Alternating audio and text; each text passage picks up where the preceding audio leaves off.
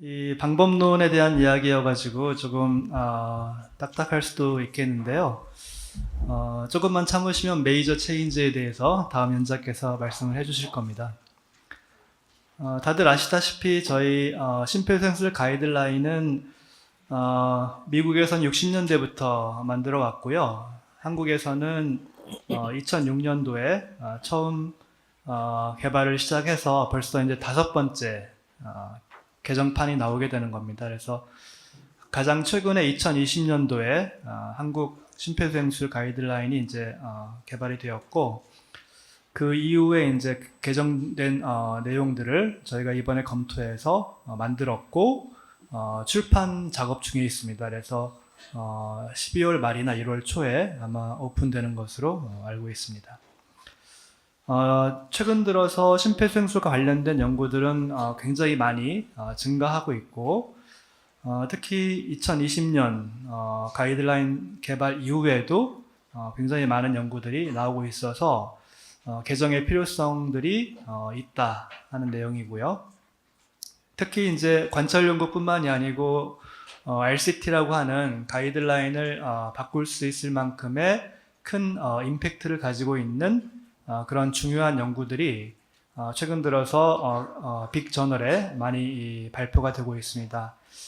물론 프라이머리 아웃컴에 대해서는 뭐 차이가 없다라는 식의 연구들이 많긴 하지만 그 세세한 그 세컨더리 아웃컴이나 그 연구 진행 과정에서 여러 가지 시사점들이 많기 때문에 그런 부분들이 이번 가이드라인에 많이 담겨 있다고 보시면 되겠습니다. 그래서 가이드라인 개정을 위해서 조직을 구성을 했고요. 그 전문위원회가 이제 7개가 있습니다. BLS부터 교육 파트까지 전통적으로 6개를 운영을 해왔었는데 이번 가이드라인 작업에서는 퍼스트 에이드 응급처치 위원회가 신규로 추가가 되었습니다.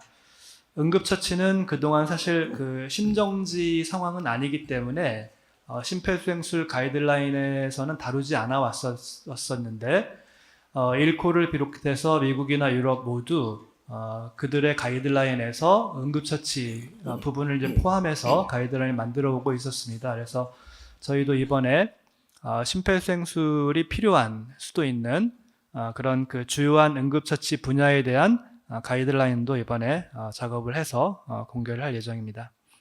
그 밖에도 용어에 대한 위원회, 그다음에 이해상충에 대한 관리를 위한 위원회, 그다음에 여러 가지 집필위원회 이런 것들을 구성하였습니다.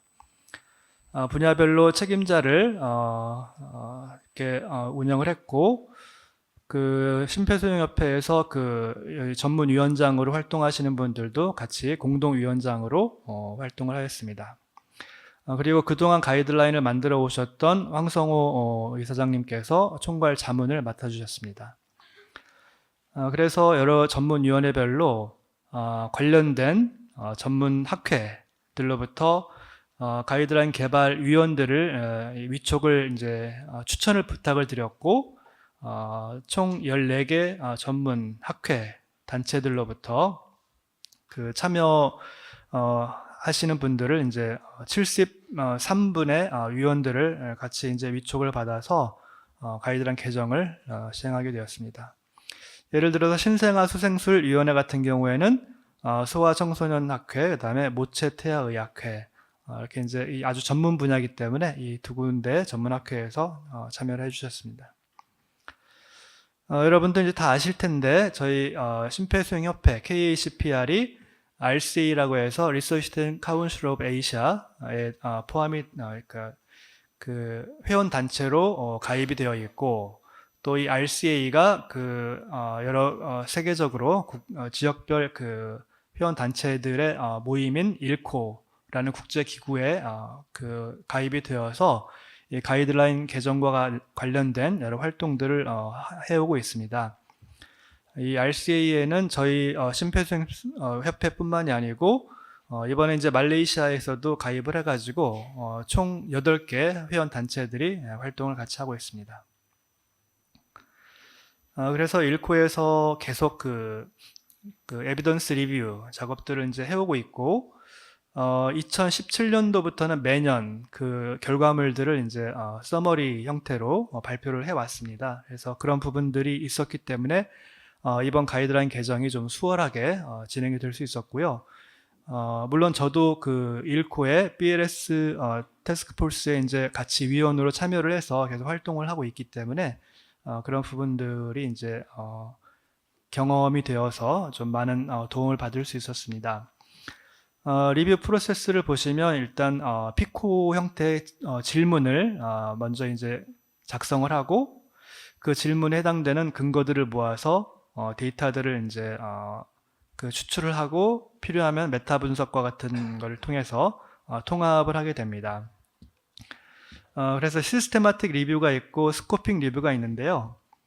이 별표 친 거는 시스테마틱 리뷰에서만 진행이 되고 스코핑 리뷰에서는 생략되는 그런 부분들입니다. 그래서 프로스페로라고 하는 그런 등록 체계가 있는데 거기에 시스테마틱 리뷰를 하려면 미리 등록을 해야 됩니다. 그리고 여러 가지 이제 데이터를 그 통합하는 과정에서 아웃컴들에 대한 그 리스크 오브 바이어스를 평가를 하고 그레이드 방법론의 근거에서 여러 가지 이제 그 근거 평가나 그 체계적 고찰을 진행을 하게 됩니다. 그래서 evidence to decision 테이블을 만들어서 그걸 통해서 어떤 트리트먼트 레코멘데이션을 하게 되고요. 이따 나오겠지만 스코핑 리뷰에서는 이런 그레이드 과정을 제대로 거치지 않기 때문에 근거에 기반한 어떤 권고를 할 수가 없고, 그래서 good practice statement라고 하는 그런 식으로 레코멘데이션을 하게 됩니다. 이런 부분들이 퍼블릭 커멘트를 통해 가지고 좀 더 보완이 되고 코스타라고 하는 형태로 파이널라이즈 된 다음에 출판 과정을 거치게 됩니다. 이 그레이드 방법론은 이제 나온 지 꽤 오래됐음에도 불구하고 굉장히 복잡한 방법론입니다. 그래서 굉장히 그 투명하고 과학적이고 좋기 때문에 많은 그 단체에서 이거를 채택해서 사용을 하고는 있지만 사용이 되게 복잡하기 때문에 최근 올해 이 그레이드 워킹 그룹에서 코어 그레이드라고 하는 그 이제 좀 약간 좀 그 간추린 그 요약된 그런 방법론을 새로 낼 정도로 굉장히 좀 복잡한 부분들이 있습니다. 그래서 이런 피코라고 하는 질문을 만드는 방법, 그리고 아웃컴을 그레이딩하는 크리티컬 아웃컴이냐, 임포턴트냐, 이런 것들을 이제 정하는 그런 방법, 그리고 각 아웃컴들을 이제 평가를 해가지고 아웃컴의 그 레벨 오브 에비던스가 어떻게 되는지 그런 것들을 이제 정하는 방법들이 다 이제 그 정해져 있고 그 방법론을 따르게 됩니다. 그래서 이 왼쪽에 있는 부분이 그 시스테마틱 리뷰, 체계적인 고찰을 하는 그런 과정이 되겠고, 그 결과를 가지고 이 오른쪽에 있는 가이드라인 디벨롭먼트 과정을 거치게 됩니다. 그래서 여러 가지 일코 같은 경우에는 그 태스크포스에서 이 결과를 가지고 여러 가지 측면에서 검토를 하고 최종적으로 이 피코에 대한 권고를 어떻게 할 것이냐, 강한 권고를 할 것이냐, 약한 권고를 할 것이냐, 이런 식으로 결정을 하게 됩니다. 예전에는 레벨 오브 에비던스, 근거 수준이라는 말을 쓰다가 최근에는 그 그레이드 워킹 그룹에서 certainty of evidence라는 용어를 이제 바꿨습니다. 그래서 근거의 확신도라는 용어를 이제 요즘 쓰고 있고요. 결정하는 방법을 간단히 보시면 그러니까 근거들이 이제 논문의 형태로 발표가 되는데 그 해당 연구가 RCT에 의한 결과다.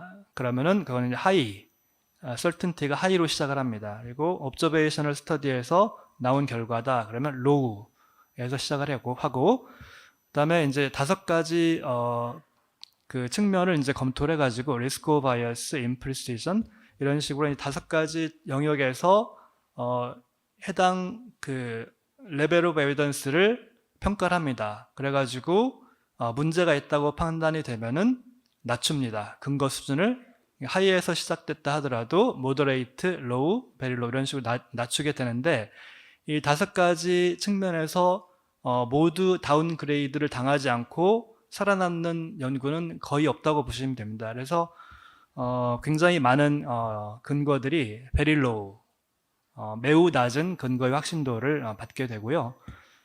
관찰 연구 같은 경우에는 예전에 세 가지였는데 두 가지 측면에서 평가를 해가지고 잘 되어 있으면 올릴 수도 있습니다. 그래서 이 업다운 과정을 거쳐가지고 최종적으로 하이, 모더레이트, 로우, 베리 로우로 근거 수준을 이제 평가를 하게 됩니다. 예전에 이제 1, 2A, 2B, 3 이렇게 이제 그 2020년도에 근거 수준이 이제 발표가 됐었는데 그 그레이딩 시스템은 AHA에서 쓰고 있는 시스템입니다. 그래서 1코에서는 그런 1, 2, 3 그레이드를 쓰질 않기 때문에 이번에 저희 2025년 한국 가이드라인에서도 이 1코 시스템만 표시를 하고 1, 2, 3 그 AHA 시스템은 이번에는 넣지를 않았습니다. 하나 예를 보시면 그 그레이드 과정에서 어떤 피코에 대한 결과물로 이 에비던스 프로파일이라고 하는 표를 만들게 되는데요.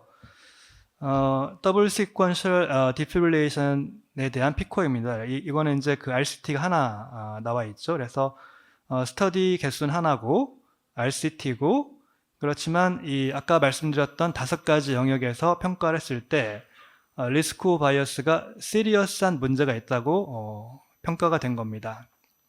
임프리시전 측면에서도 시리어스한 문제가 있다. 그래서 그러면 이제 다운그레이드가 되죠. RCT니까 하이로 시작하지만 모더레이트, 로우까지 지금 내려온 겁니다. 근데 왜 이렇게 다운그레이드를 해야 될 만큼 시리어스한 문제가 있느냐? 그거는 요 밑에 있습니다. 그래서 이렇게 평가할 이유는 블라인딩이 안 돼 있고 뭐 쭉쭉쭉 있죠. 이 첨자로 표시된 거를 이제 보시면 되고, 이런 식으로 그레이드가 굉장히 투명하게 평가를 한다는 장점이 있습니다. 복잡하지만 그래서 이런 과정을 거쳐서 이건 이제 그 로우로 이제 평가가 됐고, important outcome이고 이거는 critical outcome이다 이렇게 된 겁니다. 그리고 evidence to decision, E2D 테이블이라고 하는데 이 systematic review 결과를 가지고 이렇게 이제 여러 가지 측면에서 이걸 또 이제 평가를 합니다. 그래서 desirable effect는 어떤가, 그 다음에 undesirable effect는 어떤가, 이런 식으로 쭉 영역별을 평가를 해가지고 결과적으로 우리가 recommendation을 강하게 또는 약하게 할 건가, 뭐 이런 식의 과정을 거치게 됩니다. 이게 이제 전통적인 시스테마틱 리뷰 형태로 진행이 된 것이고, 스코핑 리뷰를 할 수가 있는데요. 스코핑 리뷰는 하나 예를 들면 AED가 그 잠겨 있잖아요. 그래서 AED를 열어놨을 때 어떻게 이제 그 도움이 되느냐, 뭐 이런 것들에 대한 어떤 레커멘데이션을 하고자 하는 거죠. 그래서 이 질문은 그 태스크포스 위원도 이제 제안을 할 수가 있고, 또 각 그 회원 단체, 뭐 RCA나 이런 식으로 여러 군데서 이제 그 질문이 이제 제안이 될 수가 있는데, 시스테마틱 리뷰하고 스코핑 리뷰에 해당되는 질문의 형태가 이제 정해져 있습니다. 그래서 그 포맷은 그 우리 일코 홈페이지에 들어가 보시면 그 도큐먼트라고 하는 그 탭이 있어요. 거기 메뉴에 들어가시면 각각에 해당되는 그 샘플 양식도 있고 어떻게 해야 된다는 그 설명이 쭉 나와 있습니다. 다 공개되어 있어서 여러분들 시간 되시면 한번 보시면 좋을 것 같고요. 이 스코핑 리뷰는 피코 형태가 아니고 그 비교할 수 있는 것이 아직 없기 때문에 PCC, Population, Concept, Context 이런 형태로 질문을 이제 제안을 하도록 되어 있습니다. 그래서 거기에 맞춰서 제안을 하고, 트리트먼트 레커멘데이션은 이 그레이드에서 어떤 평가 과정을 거쳐 가지고 나오는 결과물이기 때문에 이 스코핑 리뷰는 그런 과정을 거치지 않기 때문에 예전에는 그 근거가 없기 때문에 insufficient evidence를 해가지고 뭐 찬성도 반대도 할 수 없다 이런 식의 이제 결론을 내리고 그랬었는데, 그 사실은 근거가 없으니까 뭐라고 할 말이 없죠. 그렇지만 가이드라인이라고 하는 건 전문가들이 이러이러한 상황에서 어떻게 하면 좋겠다고 하는 그런 의견들을 줄 수 있어야 되지 않겠냐. 이런 힘든 과정을 거친 다음에 결론은 없다. 이렇게 하는 건 너무 이제 허무하기 때문에 이런 경우에는 우리가 good practice statement라고 해서 이거는 근거가 사실 없지만 그 AED 캐비넷을 잠가 놓는 것은 권장하지 않는다. 이거는 우리가 이 모범 사례, 좋은 어떤 프랙티스다라고 전문가들이 그냥 선언을 하는 것이죠. 그걸 이제 GPS라고 하는데 그런 GPS가 최근에 일코에서는 많이 이제 이런 식의 권고를 주려고 하는 그런 트렌드입니다. 그래서 이번 가이드라인에서도 저희들도 근거가 없기 때문에 권고를 하기가 힘들다 이런 식의 권고보다는 그 뒤에 나오겠지만 전문가 합의나 보편타당한 권고, 이 Good Practice Statement를 우리나라 네카에서 보편타당한 권고라고 번역을 했어요. 그래서 우리도 거기 그 용어를 가져와서 GPS 형태로 권고들을 이제 하려고 노력을 했습니다.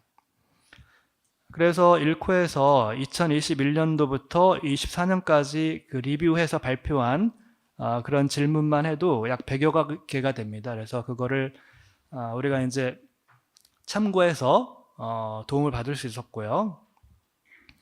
그레이드 어덜런먼트라고 하는 방법론이 있는데 그거는 이제 원래 그 신규 피코를 가지고 그레이드 과정을 거쳐가지고 가이드라인 디벨롭먼트를 해야 되는데 이미 그 리뷰가 되어 있어서 에비던스 프로파일이나 E2D 테이블이 나와 있는 경우에 그거를 어둠션 하거나 어댑테이션 해서 그거를 반복하지 않고 시간을 단축하거나 그거를 이제 도움을 받을 수 있다라고 하는 그런 이제 방법론입니다. 그래서 1코에서 미리 리뷰를 하고 E2D 테이블이 나와 있는 경우에는 우리가 그거를 분석해서 그거를 어둠션 하거나 어댑테이션, 우리나라에 맞게 어댑테이션 하는 과정을 거치게 되었습니다.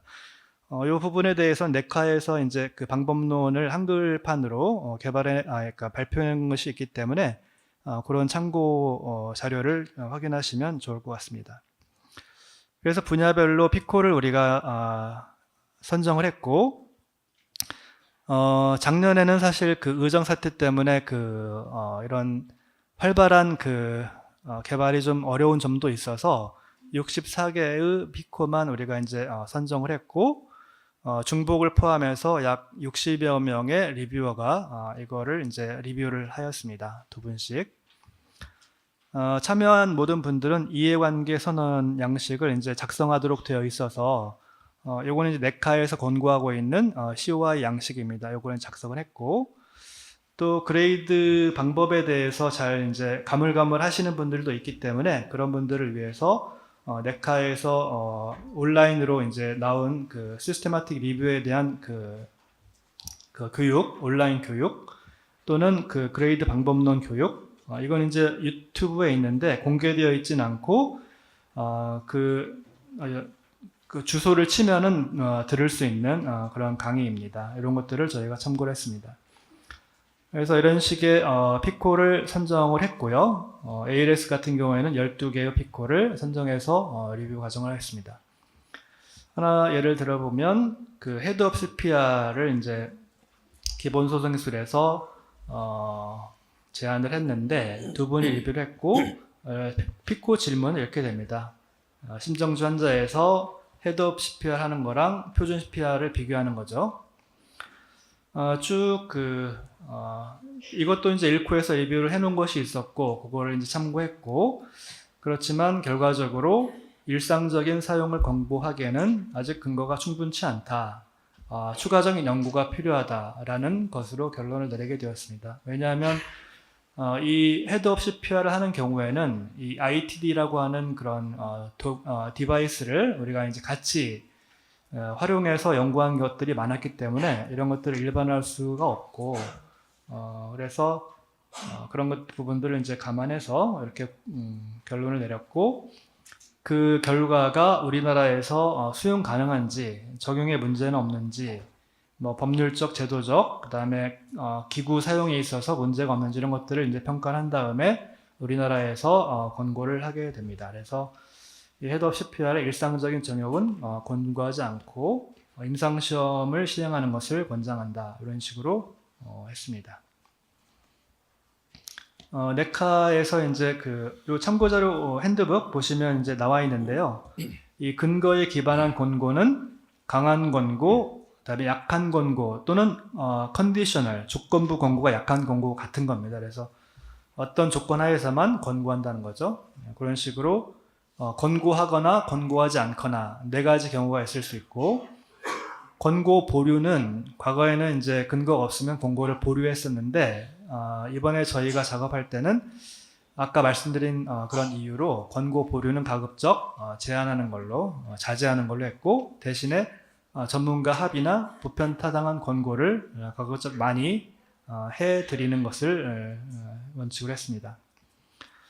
그래서 에비던스 리뷰 결과를 가지고 두 분이서 이제 평가를 하다 보니까 독립적으로 이견이 있을 수 있잖아요. 그래서 그런 질문들은 컨센서스 컨퍼런스를 열어가지고 이렇게 이제 이견이 있는데 어떤 식으로 결론을 내릴 것인지에 대해서 토론도 하고 필요하면 이제 투표를 통해 가지고 결론을 내렸습니다. 한 예를 들어보면 우리나라에서 이제 현장에서 CPR을 몇 분 할 것인지 이런 가이드라인이 있었는데요.